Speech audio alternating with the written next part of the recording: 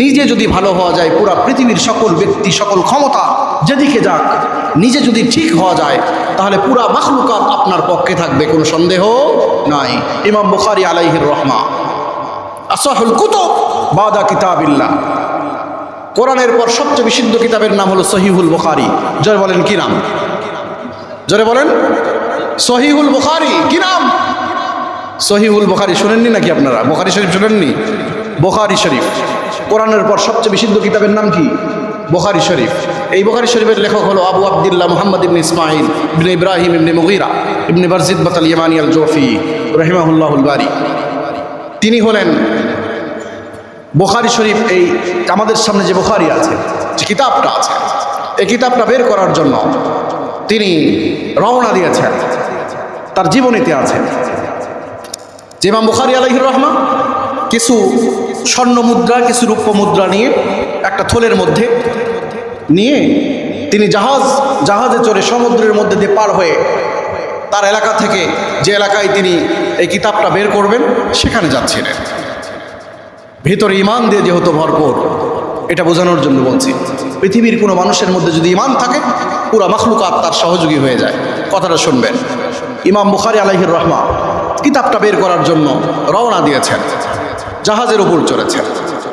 কিছু জাহাজের উপর চড়ে, যেহেতু তিনি জাহাজে উঠেছেন, থলেটা বের করে স্বর্ণ মুদ্রা গুনতেছেন এমন করে, যে কতগুলো মুদ্রা আমি নিয়ে যাচ্ছি, একটু গুনে রেখে দিই। তিনি এমন করে গুনেন, পাশে একটা ডাকাত চোর।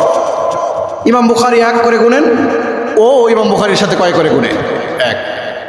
কথা কি বুঝতে পেরেছেন? ইমাম বুখারী আলাইহির রহমা নিজের টাকা গুনে, আর ওই চোরটা সামনে বসে থেকে ইমাম বুখারীর সাথে সাথে নিজেও গুনে। গোনা শেষ, মনে করেন 50 দিনার ছিল। চোরও গুনে ইমাম বুখারী গুনে, চোরও গুনে। গুনতে গুনতে 50 দিনার পর্যন্ত শেষ, এরকমভাবে আছে। হঠাৎ করে কিছুক্ষণ সময় যেতে না যেতেই হঠাৎ করে জাহাজের মধ্যে আওয়াজ শুরু করলো, ও প্রিয় ভাইয়েরা, চোর বলে প্রিয় ভাইয়েরা, প্রিয় যাত্রীরা, যারা জাহাজে আছেন শোনেন, আমার একটা স্বর্ণ মুদ্রার একটা থলে হারিয়ে গিয়েছে, চুরি হয়েছে। নাউজুবিল্লাহ বলেন। এই স্বর্ণ মুদ্রার থলের মধ্যে 50টা স্বর্ণ মুদ্রা আছে আমার, এমন কালার। সামনে বসে যেহেতু ইমাম বুখারী গুনে, ও সামনে বসে চোখে চোখে দেখে যেহেতু গুনেছে, এটা তো মিথ্যা নয়, সে সকল তথ্য দিয়ে দিয়েছে।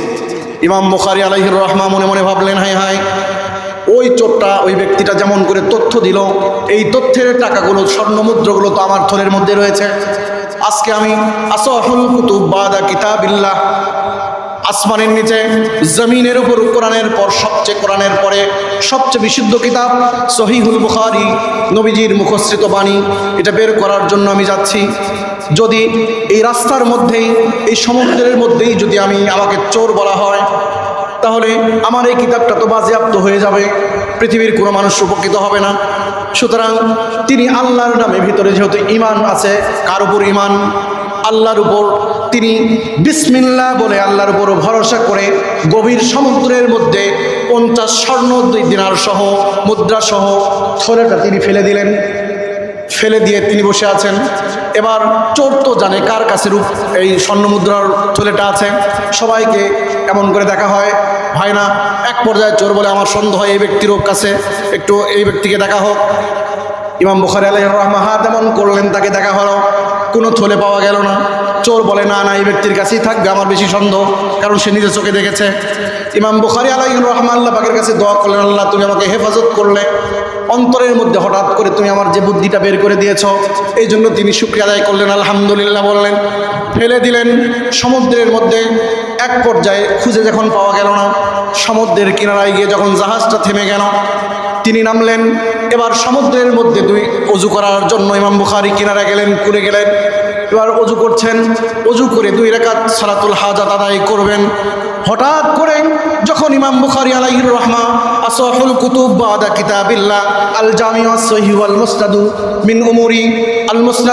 মিন উমুরি রাসূলিল্লাহ সাল্লাল্লাহু আলাইহি ওয়াসাল্লাম সুনানিহি ওয়া ইয়ামি, এই কিতাবটা লেখার জন্য যেহেতু তিনি অজু করার জন্য যখন নামলেন, 2টা হাত ধুলেন। 2টা হাত ধোয়ার পর বিসমিল্লাহ বলে যখন 2 হাত ধোলেন, গুলি করলেন। এমত অবস্থায় উনি দেখতে পেলেন সমুদ্রের মধ্যে থেকে জোরে জোরে একটা কি যেন আসে, মাছের মতন দেখা যায়। তিনি লক্ষ্য করে দেখলেন, সমুদ্রের দূর থেকে লক্ষ্য করলেন, কুল থেকে লক্ষ্য করে দেখলেন দূর থেকে একটা মাছ জোরে জোরে আসছে। তিনি তাকালেন মাছের দিকে। কিছুক্ষণ যেতে না যেতেই তিনি লক্ষ্য করলেন যে থলেটা গভীর সমুদ্রের মধ্যে আমি ফেলে দিয়েছিলাম, ওই থলেটা ওই মাছের মুখের মধ্যে ইমাম বুখারী দেখতে পেলেন। সুবহানাল্লাহ বলেন। ঈমান দিয়েছে আল্লাহ পাক, মাছকেও বাধ্য করে দিয়েছে ইমাম বুখারী। আসহুল কুতুব বাদা কিতাবিল্লাহ লিখবেন, সহিহুল বুখারী লিখেছেন, সেটাকে বের করবেন, আর আল্লাহ পাক তাকে চোরের লাইনে নাম লেখাবেন? এমন হতে পারে না, কখনোই হতে পারে না। ঈমান দিয়েছে। ঈমান চোর আপনার পকেট ছিনতাই করে নিয়ে যেতে পারে, কিন্তু আপনার ঈমানকে ছিনতাই করার পৃথিবীর কোনো ব্যক্তি নাই। এই জন্য মুমিনদের ঈমান ছিনতাই করার পৃথিবীর কোনো ক্ষমতা নাই। এই জন্য আল্লাহ পাক সবাইকে ঈমানদার বানাক। জোরে বলেন আল্লাহুম্মা আমিন।